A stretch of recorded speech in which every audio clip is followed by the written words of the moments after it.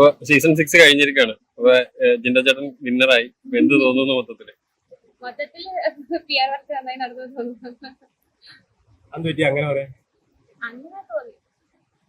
നോറയ്ക്ക് P R ഉണ്ടായിരുന്നു. അവിടെ ഷോയില് ഒരു ഒറ്റയ്ക്ക് നിന്ന് ഗെയിം കളിച്ച ഒരാളായിരുന്നു ഞങ്ങള്. അപ്പൊ അങ്ങനെ ഒരു സ്ട്രാറ്റജി യൂസ് ചെയ്താണോ അങ്ങനെ ആയിപ്പോയതാണോ? അങ്ങനെ ആയതാണ്, അങ്ങനെ സ്ട്രാറ്റജി യൂസ് ചെയ്തതൊന്നുമല്ല. മൊത്തത്തില് ഫൈനലിനെ എങ്ങനെ വിലയിരുത്താം? ഫൈനലിന് ലൈക് അതിപ്പോ നമുക്കിപ്പോ പുറത്ത് നോക്കുമ്പോൾ പി ആർ അത് ഇതൊക്കെ പറയുകയാണെങ്കിലും ആ 100 ദിവസം അവരവിടെ നിൽക്കുന്നു പറഞ്ഞത് അത് നമ്മള് അപ്രീഷിയേറ്റ് ചെയ്യേണ്ട കാര്യമാണ്. സോ ആ 5 പേരിൽ ആര് വിന്നർ ആവുകയാണെങ്കിലും എന്താ പറയാ, ദേ ഡിസേർവ് ഇറ്റ് ആ ഒരു രീതിയിലാണ് എനിക്ക്. 5 പേരുണ്ടല്ലോ, അതിൽ ആരാണ് നോറയുടെ മനസ്സിൽ ഫൈനലിസ്റ്റ് ആയിട്ട്? ഞാൻ പറഞ്ഞിട്ടുണ്ടായിരുന്നു അർജുൻ ജയിക്കും. രണ്ടാം സ്ഥാനം ലഭിച്ചത്. എനിക്ക് തോന്നുന്നു അർജുന്റെ ഒരു ഡ്രീം എന്ന് പറയുകയാണെങ്കിൽ അത് സിനിമയിലേക്ക് പോകണമെന്നായിരുന്നു. അപ്പം ഈവൻ സെക്കൻഡ് ആയിട്ട് പോലും അവന്റെ ഡ്രീമിലേക്കുള്ള ആ ഒരു ഇത് അവർക്ക് കിട്ടിയപ്പം ലൈക്ക് അവൻ വിന്നർ ആയപ്പോ, ലൈഫിൽ അവൻ വിന്നർ ആയ പോലെ എനിക്ക് തോന്നി. ജാസ്മിന് 3ാം സ്ഥാനം മാത്രമാണല്ലോ ലഭിച്ചുള്ളൂ. അതിനെ കുറിച്ച് എന്താ തോന്നുന്നത്?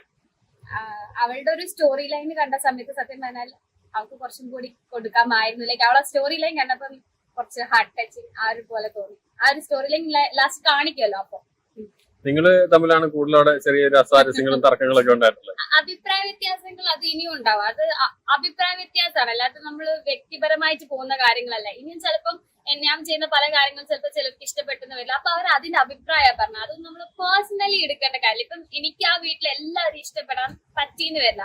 അപ്പം അവർ ചെയ്ത ആക്ടിവിറ്റീസ് നമ്മൾ എന്ത് ചെയ്യും, ഇത് ഇങ്ങനെയല്ല ഇത് അങ്ങനെയല്ല പറയുന്നതെന്നേ ഉള്ളൂ, അല്ലാതെ വേറെ ഒന്നല്ല. ആദ്യം കുറെ സമയങ്ങളിൽ നോറ ഭയങ്കര ഇമോഷണലി കരയുന്ന ഒരാളായിരുന്നു. പിന്നീട് അത് ഓവർകം ചെയ്തു. അപ്പൊ ആ ഒരു ചേഞ്ചസ് എങ്ങനെയാണ് കൊണ്ടുവന്നത് ശരിക്കും? അത് സത്യം പറഞ്ഞാല് നമ്മളൊരു സ്ഥലത്തേക്ക് മാറി നിൽക്കുന്ന സമയത്ത് ആ ഒരു സിറ്റുവേഷൻസിനോട് അഡാപ്റ്റ് ചെയ്യാൻ നല്ല ടൈം എടുക്കും. എനിക്ക് ടൈം എടുത്തു.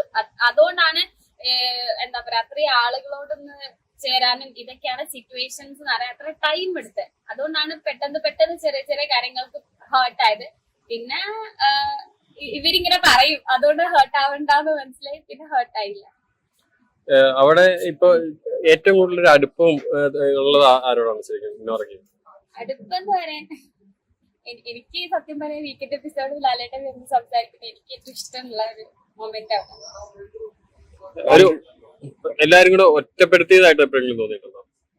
അത് ഗെയിം ആയതുകൊണ്ടാണ്, അല്ലാതെ ഗെയിം കഴിഞ്ഞ ശേഷം they are very friendly with me. ഗെയിമിന്റെ സമയത്ത് അവർക്ക് എത്രയായാലും 91 ഡേയ്സ് ഞാൻ നിന്നുണ്ടെങ്കിൽ തന്നെ ഞാനൊരു സ്ട്രോങ് പ്ലേയേഴ്സിൽ ഒരാളായത് കൊണ്ടാണല്ലോ. അപ്പൊ ഒരു സ്ട്രോങ് പ്ലെയറിനെ എങ്ങനെ പുറത്താക്കണം എന്നല്ലേ കൂടുതൽ ആളുകളൊക്കെ, അത്രേ ഉള്ളൂ. എന്നാലും ബാക്കി എല്ലാവരും തമ്മിലൊരു സൗഹൃദം ഉണ്ടായിരുന്നു, ബോണ്ടിങ്. ഇപ്പൊ ശ്രീതു അർജുൻ ആണെങ്കിലും അല്ലെങ്കിൽ ജാസ്മിൻ ഗബ്രി അല്ലെങ്കിൽ സിജോയ്ക്ക് സൗഹൃദം അങ്ങനെ ഓരോരുത്തർക്കും ഉണ്ടായിരുന്നു, അൻസിബ ഋഷി.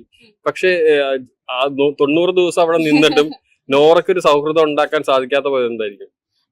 ഒന്നാമത്തെ കാര്യം എന്താ വെച്ചാല്, എനിക്ക് ഞാൻ ഇതിനു മുമ്പ് കൊടുത്ത മറുപടിയാണ്, എന്നാൽ കൂടെ ഈ ഇമോഷൻസ് ആണ് ഏറ്റവും കൂടുതൽ ആ ഒരു ഗെയിമിനെ ബാധിക്കുന്ന സംഭവം. അപ്പം ഫ്രണ്ട്ലി ആവാനാണെങ്കിൽ അത് കഴിഞ്ഞ ശേഷം എനിക്ക് എല്ലാവരോടും സൂപ്പർ ഫ്രണ്ട്ലി ആയിട്ടാണ് ഞാൻ നടക്കുന്നത്. പക്ഷെ ഞാൻ ആദ്യം അത് ഫ്രണ്ട്ലി ആയിട്ടുണ്ടെങ്കിൽ ഞാൻ പറഞ്ഞ പല കാര്യങ്ങളും അവർക്ക് ഹേർട്ട് ആയി പോയിരുന്നു.